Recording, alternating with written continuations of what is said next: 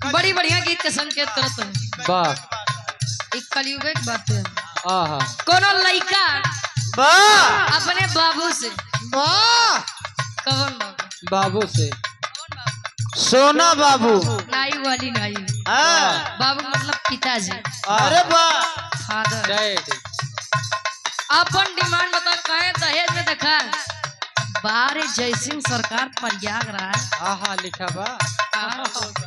कहे जाला दहेज में समझौता बा वाह लेकिन दुल्ही हमका नंबर 1 चाहिए। वाह ऐसे पातर के गोर के चाहे वाह लल्ला हमके दुल्ही चाहे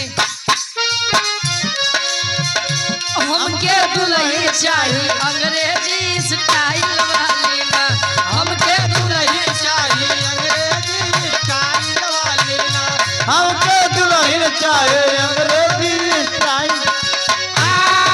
स्टाइल वाली ना हो स्टाइल वाली ना स्टाइल वाली ना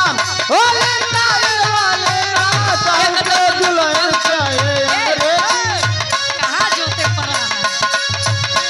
एकदम लपकौआ चिपकौआ और मोबाइल वाली ना एकदम लपकौआ चपकौआ और मोबाइल वाली ना एकदम लपकौआ चपकौआ और मोबाइल वाली ना इतमाल तर्ज रहे कवि जी लिखत है कैसे कैसन या है जमाना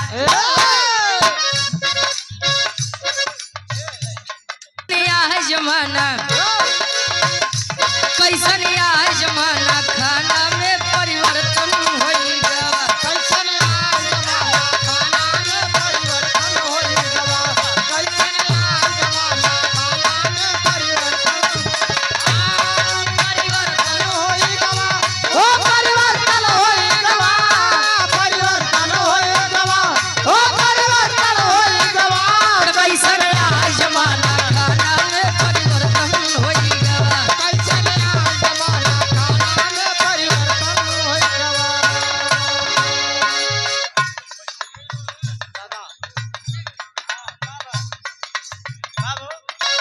खात रहे सब पतरी का भोजन बफर हो सिस्टम जारी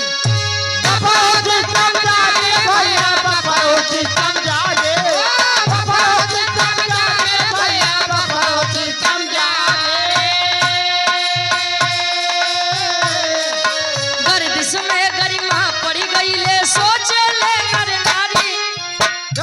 घर घर बजे मोबाइल घर घर बजे मोबाइल गाना में परिवर्तन होइगा घर घर बजे मोबाइल गाना में परिवर्तन होएगा घर घर बजे मोबाइल गाना में परिवर्तन हाँ परिवर्तन होएगा परिवर्तन होएगा परिवर्तन होएगा घर घर बजे मोबाइल गाना में परिवर्तन होइगा घर घर बजे मोबाइल गाना में परिवर्तन होएगा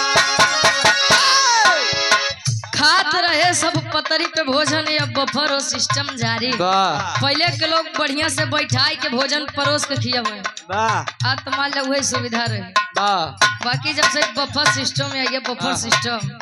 तब से वो है ले खाना हाँ का तो यार खड़ा होई के खाता वाह कुकुर भोज खड़ा होई के खाता वाह अब पीछे से केहू कुर्ता में आई के पनीरी की सब्जी लगाई देता वाह वाह पटोवर हाँ तो पतो हो जाए जरीन जाए कहे गए रहे वहाँ न्योता खाए थोड़ी निपोर खाए गए रहे लौटा लगाई के तो दुल्ही जान ले गति कही डाई पहले के समय में गाना चलत रहा चांद के पार चलो वाह अब आई सुनबे भैया कि सैया मोरा धक्के को रहा है घोड़ा पे चढ़ाईबा का आ एक रात में चांद के पार ले जाइबा का वाह बारे जिया से हाँ एक कई रात में जाइबा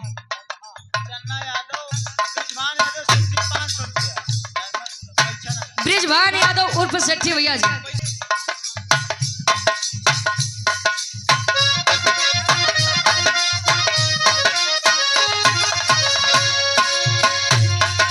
चारों ओर बजेला डीजे शादी में मनमानी अरे शादी में मनमानी भैया शादी में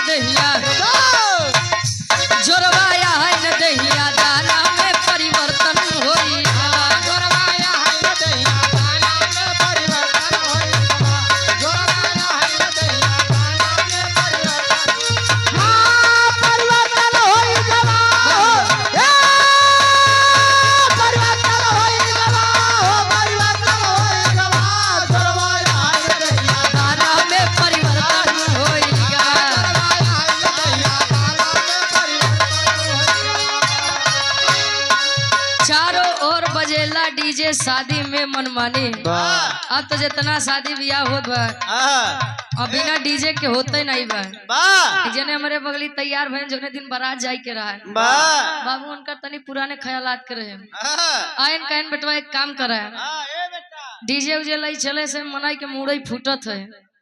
एक काम कर राय दिया चला सादा ई सब बियाह कह के लौटिया दुल्हा अरे सादा सिंपल। अब यार दुल्हा घुसियाई के बढ़िया कहाँ एक काम करा है बारात तू ही लाई के जाया जीवन में करा बियाह होत है वाह अब ओम सौख न पूरी करे तो का करे ओहो कहे जेकर मूड फूटे के फूटे दे वाह बाकी बिना डीजे के हम बियाह करे न जा वाह जोरवा यहाँ न दहिया दानम में परिवर्तन हो गया। वाह पहले के लोग महुआ खात रहे वाह आज वाले हाँ, पियत है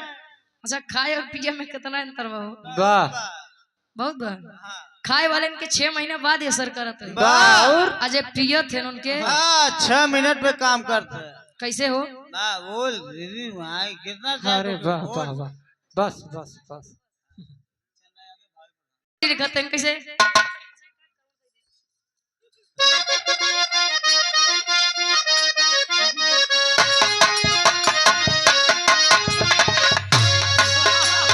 झाड़ के जुल्फी चले ललैका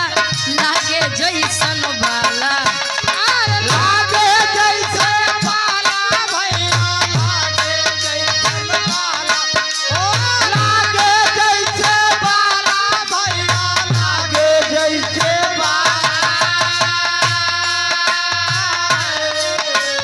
टिबिल टिबिल बोले ली लैकी मरे सला दिल वाला ठाकुर बनेल सबही ठाकुर बनेल सबही ताना में परिवर्तन होई गवा ठाकुर बनेल सबही ताना में परिवर्तन होई गवा ठाकुर बनेल सबही ताना में परिवर्तन हाँ परिवर्तन होई गवा ओ परिवर्तन होई गवा परिवर्तन होई गवा ओ परिवर्तन होई गवा ठाकुर बनेल सबही ताना में परिवर्तन होई गवा ठाकुर बनेल सबही ताना में परिवर्तन होई गवा ठाकुर बनेला सबही ताना में परिवर्तन होइया। कलयुग चलत बा लेकिन हमारे हिसाब से तो ई चतुर युग चलत बा। आज के समय में जे जितना झूठ बोल ले वाह आ जितना चतुराई दिखाई ले वाह जितना चोरी कैले हाँ तो जान लो उसी बड़ा सबका सच्चा इंसान नहीं लगत वाह अजय सही कहा तो रात तो जान लो बेचारा पगल ही दिखाते हैं। वाह संविधान की देन है कि आज जहाँ मन कहे तहाँ जाता है आवत तहाँ बढ़िया से खाता पहिरता है बैठ के बिरहा सुनता है। अनाही तो पहले के समय में राजतंत्र चलत रहन लड़किया घरे जन्म ले लो चाहे जैसे हो लेकिन उ राजा बनी लेकिन आज के समय में लोकतंत्र चलत बा वाह जनता का शासन। हमारे भारत देश के राष्ट्रपति जी वाह आदरणीय श्रीपति द्रौपदी मुर्मू जी हैं वाह कहाँ से आई हो? और आप तो का दूध देख नहीं बे तो के करे पहुंचावे करे वाह ए कब एलो हो रहा है तो का कह रहे घरे ने दरवाजे बनवाई बदे वाह होल ना कई पाव तब का करवावा ए भैया ए जान ला पहले के समय में ऐसे बोल देता जान ला नीचे मुड़ी कह के खड़ा रहा है आज के समय में क्यों ऐसे बोल देता आज तोरी माई के आया बुझे काहे बड़का आदमी होबा तू अपने घरे बदे होबा वाह हाँ ते आवा आज मिली थी तो सी आया बुजुर्ग ने हरा पे हाँ तो ठाकुर बनेला सब वही ताना में परिवर्तन परिवर्तन हो गया। आगे कवि जी लिखता है इनका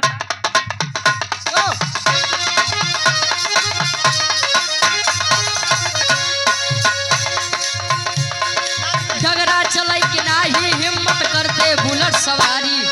करते बुलेट सवारी भैया करते बुलेट सवारी करते बुलेट सवारी कभी जी करते बुलेट सवारी ढंग से बात करे ना जाना इंग्लिश में ते गाली तरसे ना दिल खातिर नाना में परिवर्तन होई करते नाना खातिर नाना में परिवर्तन खरई ना जाने इंग्लिश में देते गाड़ी। पहले के लोग कम पढ़ा लिखा रहे लेकिन संस्कार उनके अंदर रहा नहीं। वाह अपने से बड़े अपने से छोट लिहाज करे जानत रहे। आज के लोग जितने पढ़त है संस्कार के स्तर उतना कम हो चला जाता है। भैया पहले के लोग मिले तो राधे श्याम सीताराम जय राम। आज कहे नमस्ते कुछ नहीं समझते। अब तो आई के जमाना गुड मॉर्निंग गुड नाइट वाला। का करवा डिजिटल इंडिया है, परिवर्तन का दौर चल रहा है। आगे कभी जी लिखत है नहीं नाहन के लइका यादव करे ना सबके